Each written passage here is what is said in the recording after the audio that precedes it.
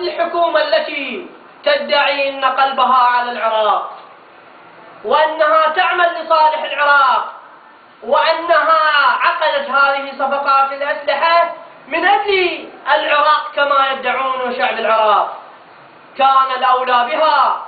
بدلا أن تصرف هذه المليارات على هذه الأسلحة التي لا فائدة من ورائها أن تصرف هذه المليارات على الجياع من أبناء الشعب العراقي. فاليوم الكل شاهد على العراق وشعبه يعاني من نقص الخدمات، يعاني من كثرة البطالة، يعاني من قلة تطوير التعليم وقطاع التعليم، وكل القطاعات في العراق تعاني بسبب عدم التفات الحكومة إلى هذه القطاعات. بينما نرى بكل وقاحة وبكل جرأة ومصادرة لكل خيرات وثروات العراق إن الحكومة تعقد صفقات أسلحة كبيرة وكثيرة من أجل لا شيء، ويهملون هذا الشعب المسكين ويجعلونه يعيش بنقص الخدمات والنكبات والأزمات،